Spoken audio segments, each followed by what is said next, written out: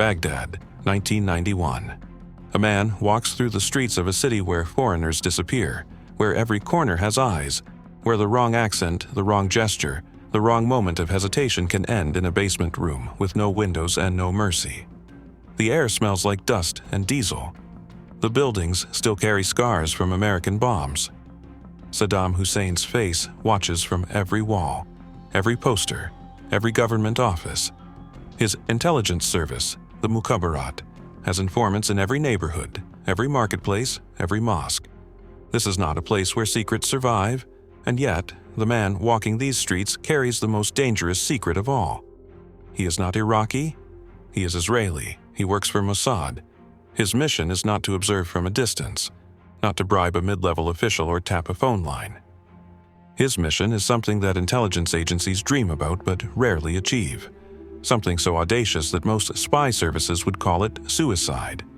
He is here to infiltrate Saddam Hussein's inner circle, to sit in rooms where Iraq's most guarded secrets are discussed, to hear conversations about weapons programs that could reshape the Middle East, to become trusted by men who trust no one. This is the story of one of the most daring espionage operations in modern history. A story of patience, deception, and psychological endurance. A story where one mistake, one slip, one moment of bad luck meant not just mission failure, but torture and execution. This is how Mossad placed a spy inside the most paranoid regime in the Middle East, and somehow he survived. To understand why this mission mattered, you need to understand what Saddam Hussein had built. Iraq was not just a dictatorship, it was a fortress state. A country where loyalty was tested through blood, where entire families disappeared for whispered criticism, where the intelligence apparatus had more power than the military. Saddam had survived assassination attempts, purges, wars, and coups. He trusted almost no one. His inner circle was small, carefully vetted, bound by tribal ties and shared complicity in violence. Every conversation was potentially recorded. Every relationship was transactional. Every moment of weakness was exploited. The Mukhabarat, his intelligence service, was legendary for its brutality. They did not just arrest suspects, they arrested families. They tortured slowly, methodically, extracting confessions that were often meaningless. They had informants in universities, in hospitals, in wedding halls. Nowhere was safe. And yet, Israel needed inside access. Because by the early 1990s, Saddam was pursuing weapons that could change everything. Nuclear ambitions that had survived the Israeli airstrike on the Osirak reactor in 1981. Chemical weapons programs that had already been used against Iranian soldiers and Kurdish civilians. Biological research that violated every international treaty. For Israel, this was not abstract geopolitical concern. This was existential threat. Iraq had launched Scud missiles at Tel Aviv during the Gulf War. Saddam openly called for Israel's destruction. He paid bounties to families of Palestinian suicide bombers. He was not hiding his intentions. Satellite imagery could show buildings. Signals intelligence could intercept some communications. Defectors could provide outdated information. But none of that gave you what human intelligence could deliver. None of that put you in the room where decisions were made, where scientists briefed generals, where Saddam's true capabilities and timelines were discussed. That required something else entirely, something almost impossible. It required placing a human being inside the machine, someone who could listen, observe, and report back. Someone who could survive in an environment designed to detect and destroy exactly that kind of penetration. This was not a typical espionage operation. This was infiltration at the highest level, the kind of mission that takes years to plan and seconds to unravel, and Mossad was about to attempt it. Deep cover operatives are not created quickly. They are built over years, shaped through immersion so complete that the false identity becomes almost real. The language, the mannerisms, the cultural references, the way you hold a teacup or respond to an insult. Everything must be authentic, because in a place like Saddam's Iraq, inauthenticity gets you killed. The man Mossad selected for this mission was not a typical field agent. He was not someone who spoke textbook Arabic learned in a classroom. He had lived the language, absorbed it. He could distinguish between the dialect of Baghdad and Basra. between the speech patterns of Sunni tribal leaders and Shia clerics. But language was just the beginning. He studied Iraqi history not as an outsider, but as someone who had supposedly lived through it. He knew the neighborhoods of Baghdad, the names of schools, the layout of markets. He understood tribal dynamics, family honor codes, the unspoken hierarchies that governed Iraqi society. He could discuss poetry, politics, and religion with the fluency of someone born into that world. This level of preparation takes years. Living in Arab communities, studying under native speakers, erasing the habits and instincts of your real identity. You stop thinking in Hebrew. You stop reacting like an Israeli. You become the legend. The legend is everything in deep cover work. It is the false identity, the constructed past, the paper trail that must withstand investigation. Birth records in a distant village, school attendance documents, employment history, family connections. Every detail must align. Every story must hold up under questioning, because in Saddam's Iraq they would check. They would send investigators to your supposed hometown. They would interview people who claimed to know your family. One inconsistency, one suspicious gap, one person who could not corroborate your story, and the entire operation collapsed. The psychological preparation was perhaps the hardest part. You are about to leave behind everyone you know. Your real family will not hear from you for months, possibly years. You cannot break character, not even in private moments, because you never know who is watching. The stress of maintaining a false identity while surrounded by people trained to detect deception is immense. And then there is the darker preparation. Understanding what happens if you are caught. Knowing that Israel will likely deny your existence. That rescue is almost impossible. That the Mukhabarat's interrogation techniques are designed to break anyone, eventually. You accept this, you volunteer for it, because the mission matters more than your life. This was the man Mossad sent into Baghdad. Trained, prepared, psychologically resilient, but also profoundly alone. About to enter a world where one mistake meant torture and execution. And somehow, he had to make powerful men trust him. You cannot simply walk into Iraq and ask for a job near Saddam Hussein. The infiltration had to be gradual, organic, believable. It had to begin far from Baghdad, in places where Iraqi exiles gathered, where business connections formed, where trust could be built slowly without the immediate scrutiny of the Mukhabarat. The pathway likely began in Jordan or another neighboring country, places where Iraqi businessmen operated, where trade deals were negotiated, where the social fabric of the diaspora created opportunities for a skilled operator to insert himself. The cover was probably commercial. A businessman with connections, someone offering valuable services or goods that Iraq needed. Under international sanctions, Saddam's regime was desperate for certain products, certain technologies, certain financial arrangements that could bypass restrictions. A man who could facilitate these things had value, and value opened doors. But first, the spy had to establish credibility in exile communities. This meant months, possibly years, of building a reputation, attending social gatherings, making small deals that could be verified, developing relationships with Iraqis who had connections back home. Every interaction was a test. Every conversation was an audition. He needed someone to vouch for him, someone with standing in Iraqi society, preferably someone with tribal connections or government ties. This kind of introduction could not be forced. It had to emerge naturally from demonstrated trustworthiness and usefulness. The entry into Iraq itself was carefully timed, not during a period of heightened security, not when the regime was paranoid about infiltration. The moment had to be right. Perhaps during a period when Iraq was seeking to rebuild after the Gulf War, when foreign expertise and business connections were cautiously welcomed under supervision. The first days in Baghdad would have been the most dangerous. New faces attracted attention. The Mukhabarat assigned watchers to foreign visitors, even those with legitimate business purposes. Your hotel room was monitored. Your conversations were recorded. People approached you casually, asking innocent questions that were actually intelligence probes. You had to pass these tests without appearing to try too hard. Act naturally, show the right amount of caution without being paranoid, demonstrate knowledge of Iraqi culture without seeming rehearsed. make mistakes that a real foreigner would make, but never the mistakes that would reveal your true identity. The initial foothold in Baghdad's business or government circles came through those carefully cultivated connections: an introduction to a ministry official, a contract negotiation that required meetings, a social invitation to someone's home.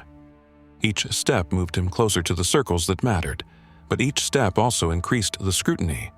He was playing a waiting game, not pushing too hard, not asking too many questions, just being present, being useful, being memorable for the right reasons. Because in espionage, patience is often the difference between success and a shallow grave. The infiltration phase could take months or even years. Building relationships brick by brick, proving reliability through small favors and successful transactions. Slowly, almost invisibly, becoming part of the landscape. Someone people recognized, someone people trusted, until the moment came when that trust could be leveraged into something far more valuable. Access to the inner circle, proximity to power, the ability to hear what Israel needed to know. That moment was coming, but first he had to survive long enough to reach it. Access to Saddam's inner circle was not granted, it was earned. And earning it required understanding the invisible architecture of power in Iraq. This was not a meritocracy. This was a system built on tribal loyalty, family connections, and demonstrated usefulness to the regime. You could not simply be competent. You had to be valuable in ways that mattered to Saddam's priorities. The palace dynamics were complex. Saddam trusted his Tikriti kinsmen, the men from his hometown who had been with him since the beginning, but even they lived in fear. He had executed relatives, purged childhood friends, killed anyone who showed ambition or independence. Loyalty was measured not by affection, but by dependency and fear. Around this core were layers of advisors, military commanders, intelligence chiefs, scientists, and administrators. Each had their domain, their influence, their survival strategy. Some stayed useful by delivering results, others by never threatening Saddam's authority, many by simply knowing when to be invisible. The spy's breakthrough likely came through demonstrating unique value. Perhaps he had access to technology Iraq needed. Perhaps he could facilitate financial transactions that bypassed sanctions. Perhaps he provided intelligence on Iraq's enemies that proved accurate and actionable. Whatever the service, it had to be significant enough to warrant elevation. Someone noticed, someone with influence. Someone who saw opportunity in this foreign businessman who seemed to understand Iraq, who respected its culture, who delivered what he promised. An invitation came. Not directly from the palace, but from someone connected to it. A dinner, a private meeting, a conversation that went beyond business into politics, into strategy, into the kind of discussions that only happened among trusted people. This was the test. Could he hold his own in these conversations? Could he offer insights without seeming presumptuous? Could he demonstrate loyalty to Iraq's interests while maintaining his cover as a neutral businessman? He passed, and the invitations continued. Each meeting was a calculated performance. He had to show enough knowledge to be interesting, but not so much that he seemed like an intelligence operative. He had to express opinions that aligned with the regime's worldview without appearing sycophantic. He had to build personal relationships while remembering that anyone could be an informant. The cultural navigation was constant, understanding when to speak and when to listen, knowing the proper etiquette for accepting hospitality, recognizing the subtle hierarchies in how people were seated, addressed, served. Every gesture communicated something. Every interaction was laden with meaning, and slowly, almost imperceptibly, he became part of the network. His name was mentioned in the right circles. His presence at meetings was expected. His opinions were occasionally solicited. He was no longer a foreigner being watched. He was becoming an insider. The moment of true penetration likely came through a specific individual, someone senior in the regime who took him under protection, who vouched for him, who introduced him to increasingly restricted circles. This kind of patronage was essential in Saddam's Iraq. You could not rise without someone powerful believing you were worth the risk of association, but with proximity came danger. The closer you got to power, the more intense the scrutiny. Palace security was paranoid and thorough. Background checks were continuous. Rivals looked for any weakness, any inconsistency they could exploit. The Mukhabarat never stopped investigating, never stopped testing. One wrong phrase could raise suspicion. One cultural misstep could trigger questions. One person from his constructed past who could not be located could unravel everything. He was walking a tightrope. Every conversation, every meeting, every moment required absolute focus.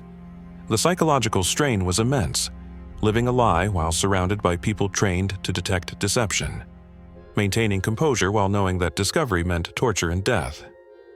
And yet he continued, because now he was where Mossad needed him to be, in rooms where Iraq's secrets were discussed, close enough to hear what mattered, positioned to gather the intelligence that could save lives and prevent catastrophe.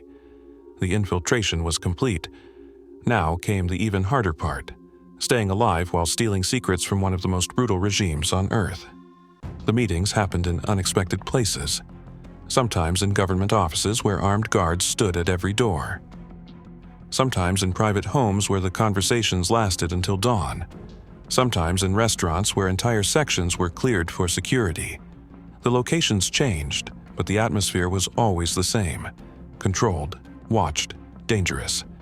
He sat in rooms where Iraq's most sensitive programs were discussed, where military commanders briefed civilian officials, where scientists explained technical challenges in developing weapons systems, where financial arrangements for evading sanctions were negotiated, where Saddam's paranoia manifested in sudden purges and loyalty tests.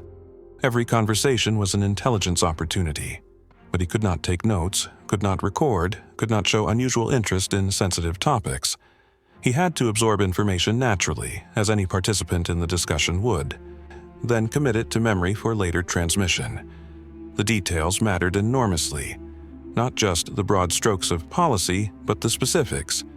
Which sites were prioritizing which research? What timeline scientists projected for certain capabilities? Which foreign entities were providing covert assistance?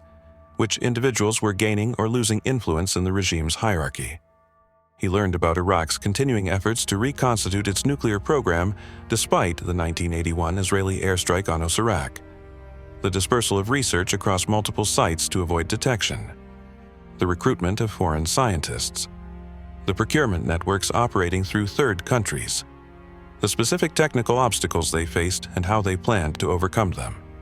He heard discussions about chemical weapons stockpiles, where they were stored, how they were maintained, what delivery systems were being developed, the internal debates about whether biological weapons research should be accelerated, the regime's calculation that weapons of mass destruction were essential for both regional deterrence and regime survival. But gathering intelligence was only half the challenge. Getting it out was equally dangerous.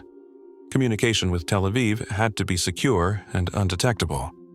Dead drops in prearranged locations, messages encoded in seemingly innocent business correspondence, brief meetings with couriers in neighboring countries during rare authorized trips, perhaps encrypted communications disguised as routine business traffic, though this carried enormous risk in a country where the Mukhabarat monitored all communications infrastructure. Every transmission was a moment of maximum vulnerability. Every contact with Mossad increased the chance of detection.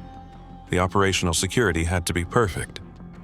One intercepted message, one observed meeting, one piece of suspicious equipment, and the entire network collapsed. The psychological toll was constant and crushing. He could never relax, never drop the mask, never confide in anyone. He lived among people he was betraying, people who showed him hospitality, who trusted him, who considered him a friend or colleague. The moral complexity of this deception was something he had to compartmentalize to survive. He witnessed things that haunted him: the casual brutality of the regime, the fear in people's eyes when Saddam's name was mentioned, the arrests that happened without warning, the families that disappeared. The public executions meant to terrorize the population into submission. He was complicit by proximity, unable to intervene without blowing his cover. Sleep was difficult. The constant vigilance, the stress of maintaining a false identity, the fear of exposure, the moral weight of the deception. Every knock on the door could be the Mukhabarat. Every unexpected question could be a trap. Every change in routine could signal that suspicion had fallen on him.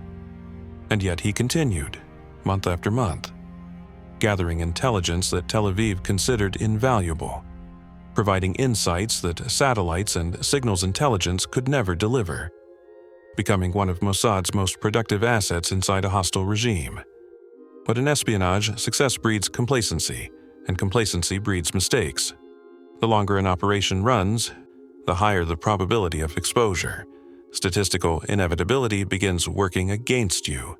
Patterns emerge, anomalies accumulate. Someone starts asking questions. The question was not whether he would be discovered. The question was whether he would complete the mission before that discovery came. The intelligence he provided changed calculations in Tel Aviv and beyond. Nuclear program assessments became precise instead of speculative.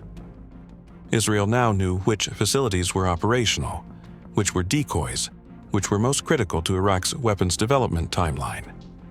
They understood the technical challenges Saddam's scientists faced, the foreign assistance they were receiving, the procurement networks they depended on. This was not abstract strategic intelligence. This was actionable information. The kind that could guide targeted operations, inform diplomatic pressure, shape military contingency planning. The kind that gave decision-makers confidence instead of forcing them to operate in uncertainty. One of the most critical pieces of intelligence concerned Iraq's chemical weapons capability. The spy provided detailed information about stockpile locations, quantities, types of agents, storage conditions, and delivery systems. This intelligence was vital for understanding the threat Iraq posed not just to Israel, but to American forces, to regional allies, to anyone who might find themselves in conflict with Saddam's regime. He reported on biological weapons research that was further advanced than Western intelligence agencies had assessed, programs hidden in facilities that appeared legitimate on satellite imagery, research that violated every international norm and treaty, capabilities that could cause catastrophic casualties if ever deployed. The military intelligence was equally valuable. Iraq's order of battle, which units were reliable, which were restive, where elite Republican Guard divisions were positioned, what lessons the Iraqi military had learned from the Gulf War, how Saddam was restructuring his armed forces to survive future conflicts, the internal assessments of Iraqi commanders about their own capabilities and vulnerabilities. But perhaps most valuable was the human intelligence, the personality assessments of key regime figures. Who was rising in influence, who was falling, the internal power struggles, the succession dynamics, Saddam's health concerns and paranoia, the fault lines within the regime that could potentially be exploited. This intelligence allowed Israel to operate with strategic clarity. When Israeli jets struck suspected weapons facilities in later years, they did so with confidence about target selection. When Israeli intelligence conducted operations against Iraqi weapons procurement networks in Europe, they knew exactly which entities and individuals to target. When Israeli diplomats briefed their American counterparts, they could speak with authority about Iraqi capabilities and intentions. The information likely saved lives. Israeli civil defense preparations were informed by accurate intelligence about Iraq's missile capabilities and potential chemical or biological payloads. Military planning assumed realistic threat assessments rather than worst-case speculation. Diplomatic efforts to contain Iraqi weapons programs were focused on actual vulnerabilities rather than operating blindly. For Mossad, this operation represented the gold standard of human intelligence: deep penetration of a hostile regime, extended access to sensitive information, reliable reporting over an extended period, the kind of success that intelligence agencies spend decades trying to replicate. But success created its own pressures. Tel Aviv wanted more detail, more frequency, more risk. The operational tempo increased, the demands intensified, and with each passing month, the statistical probability of exposure grew. Because in Saddam's Iraq, nothing stayed secret forever. Someone always noticed. Someone always asked questions. Someone always became suspicious, and when they did, the consequences were catastrophic. The warning came subtly at first: a meeting canceled without explanation, a phone call that went unanswered, a colleague who suddenly became distant. In espionage, these small deviations from pattern are not coincidental, they are signals, and experienced operatives learn to read them. Perhaps the Mukhabarat had found an inconsistency in his legend. Perhaps someone from his fabricated past could not be located or contradicted his story. Perhaps a communication had been intercepted. Perhaps a rival in the regime saw an opportunity to eliminate him and gain favor. Perhaps it was simply bad luck, a random security sweep that caught him in its net. Whatever triggered the suspicion, the clock was now ticking. Hours, maybe days, before the interrogation teams came, before the safe houses were raided, before the network he had built was rolled up and destroyed. Mossad had contingency plans. They always did. Extraction routes mapped years in advance, safe houses in neighboring countries, false documentation ready, contacts who could facilitate emergency border crossings. But activating these plans meant abandoning the operation entirely, losing years of work, sacrificing an intelligence asset that had proven invaluable. The decision was his to make. Stay and risk capture, hoping the suspicion would pass, or run and lose everything. For operatives at this level, the calculation is never simple. You do not spend years building cover just to abandon it at the first sign of trouble. False alarms happen. Paranoia is constant in regimes like Saddam's. Running prematurely means ending a successful operation unnecessarily. But staying too long means torture and execution. The extraction, when it came, was likely rushed and dangerous. Not a carefully choreographed exfiltration with multiple backup plans. More likely an emergency egress using whatever avenue remained open. A desperate drive to the border. A crossing point that was compromised but still marginally viable. Or perhaps hiding in Baghdad itself, moving between safe houses, waiting for the right moment to slip out. The Mukhabarat would have been looking everywhere. Airports, border crossings, known smuggling routes. His photograph distributed to checkpoints. Orders to arrest on sight.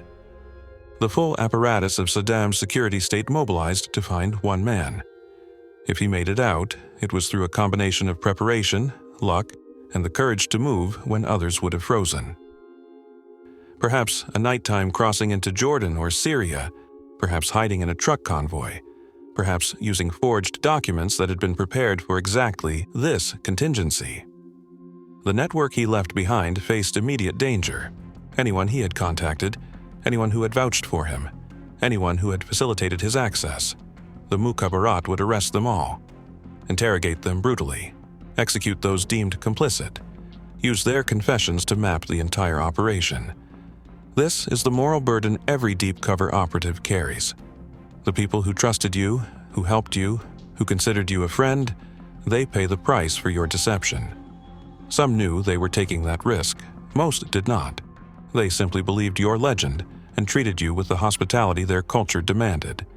For the operative, assuming he survived, the extraction marked the end of one life and the beginning of another. He could never return to Iraq. His face was now known to Iraqi intelligence, likely shared with allied security services.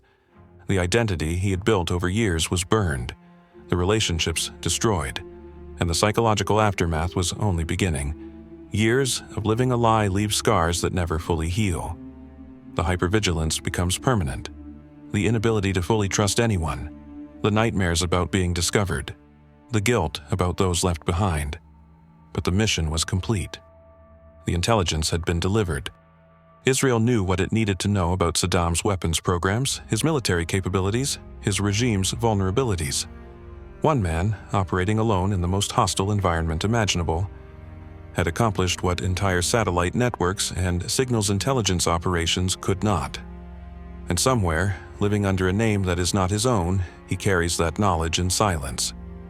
This operation was not an anomaly, it was part of a pattern.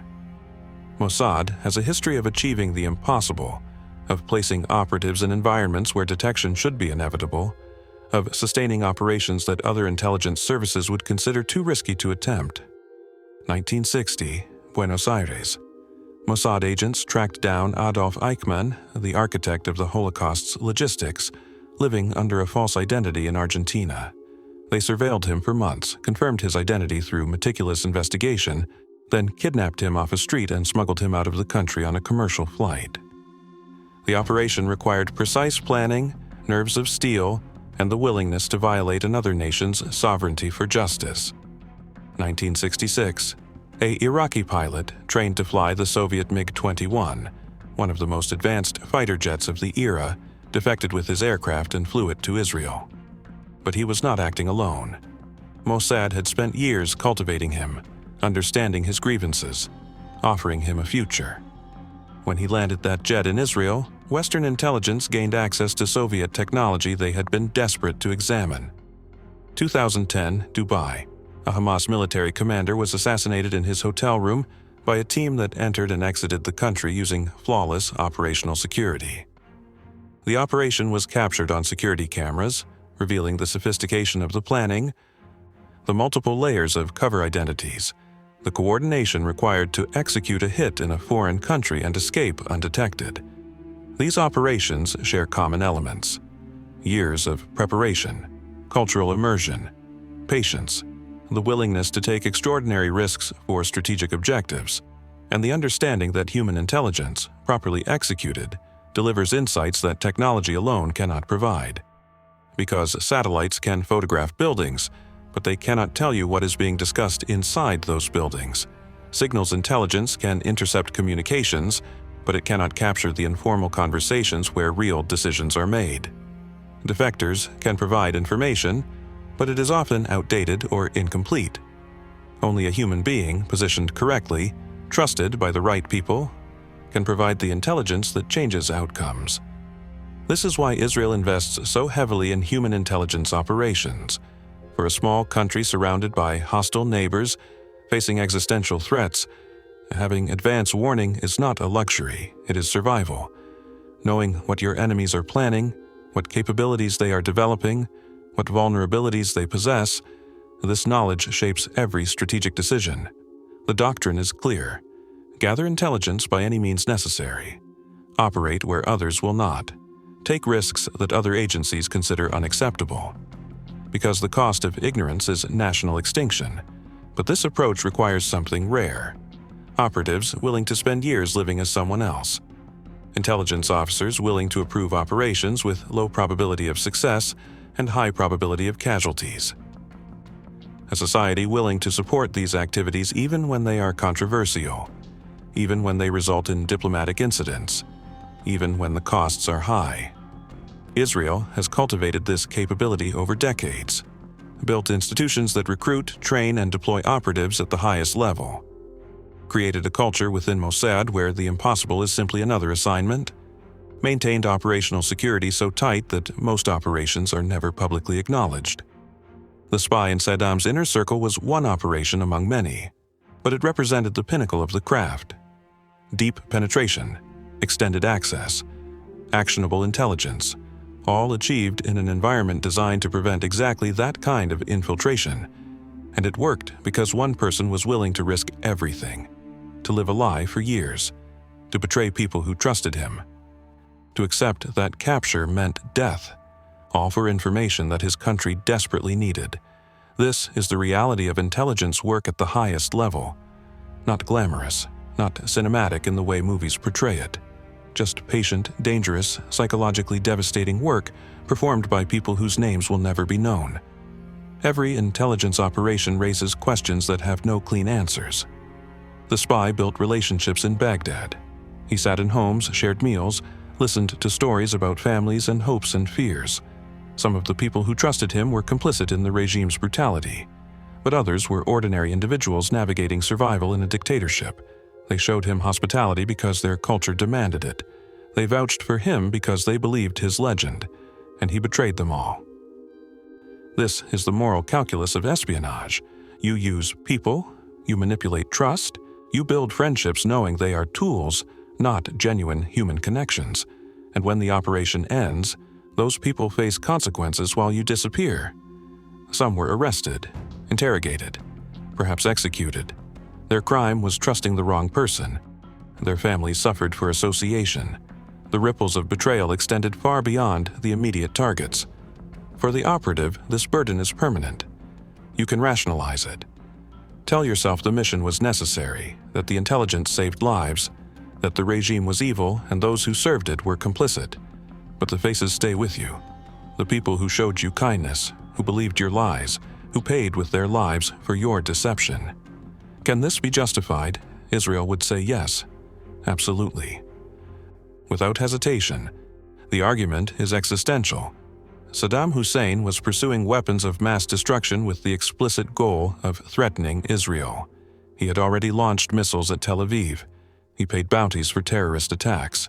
He openly called for Israel's destruction. In that context, gathering intelligence about his weapons programs was not morally ambiguous. It was national survival. The alternative was operating blind, waiting for threats to materialize without warning, allowing enemies to develop capabilities that could kill thousands or millions. For a country that experienced the Holocaust, that remembers what happens when threats are ignored, this was unacceptable. So the operation was necessary. The deception was necessary. The betrayals were necessary because the cost of ignorance was too high. But necessity does not erase moral complexity. It does not make the betrayals less real. It does not give back the lives of those who were arrested because they trusted the wrong person. The operative lives with this, the knowledge that he is responsible for suffering, even if that suffering served a greater purpose. The understanding that his actions, however strategically justified, caused real harm to real people. This is what separates intelligence work from other professions. The moral weight is constant and inescapable. You are not building something. You are not healing anyone. You are deceiving, manipulating, and sometimes destroying lives for strategic objectives that may never be publicly acknowledged. Can you return to normal life after years of that? Can you form genuine relationships when you have spent so long building false ones? Can you trust your own emotions when you have learned to fake them so convincingly? Many operatives struggle with reintegration. The psychological skills that make you effective in the field make you dysfunctional in civilian life. The hypervigilance does not turn off. The habit of analyzing everyone for deception continues. The inability to be fully authentic in relationships persists. And you carry secrets that can never be shared. Stories that define your life but cannot be told. Achievements that will never be publicly recognized. Trauma that cannot be processed because the details remain classified. This is the price of success in deep cover operations. Not just the risk of death or capture, but the permanent alteration of your humanity. The loss of the person you were before you learned to be someone else. And yet, operatives volunteer for these missions. They understand the costs and accept them, because they believe the mission matters more than their psychological wholeness. Because they are willing to sacrifice normal life for national security. This willingness, this acceptance of personal destruction for strategic objectives, is what makes operations like the infiltration of Saddam's inner circle possible, and what makes them so profoundly troubling to contemplate. Baghdad today is a different city. The regime that killed so many, that inspired such fear, that built an intelligence apparatus designed to crush dissent, it is gone. Saddam Hussein was found hiding in a hole in the ground in 2003. He was tried, convicted, and executed.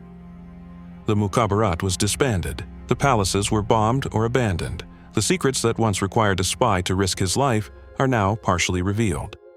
Weapons programs documented. Intelligence files captured. Former officials interviewed. We know more about what Saddam was planning, what capabilities he possessed, what threats he represented. But some details remain classified. Some operations are never fully disclosed. Some names are never released. The spy who infiltrated Saddam's inner circle, if he survived, is likely still living under a different identity, protected by operational security that extends decades beyond the mission's end. His real name unknown to the public. His face never shown. His story told only in classified briefings and internal agency histories. He might be living in Israel. Or perhaps in another country entirely, where his past cannot find him. He might have a family who knows nothing about what he did. Or he might be alone, unable to form connections after years of deception. He carries memories that most people cannot imagine. The tension of walking through Baghdad knowing discovery meant torture. The weight of relationships built on lies. The intelligence gathered that shaped history. The people left behind who paid for his mission with their lives. This is the invisible war. the one fought in hotel rooms and government offices and private homes, the one where victories are never celebrated publicly and defeats are buried in classified files, the one where the warriors have no medals, no recognition, no parades, just the knowledge that they did something that mattered. Something that required extraordinary courage and sacrifice. Something that perhaps saved lives, prevented catastrophe, gave their country the strategic advantage it needed to survive. The operation is over. The regime is gone. The threat has changed form. But somewhere, the lessons learned are being applied to new missions. New operatives are being trained. New infiltrations are being planned. Because the need for human intelligence never ends. The requirement to know what enemies are planning, what capabilities they are developing, what vulnerabilities they possess, it continues. And so the cycle repeats. Another operative prepares to become someone else. Another legend is constructed. Another mission begins. The invisible war continues. If this story gave you insight into one of the most daring espionage operations in modern history, let me know in the comments. What aspect surprised you most? And if you want to learn more about intelligence operations that changed history, subscribe so you never miss a video.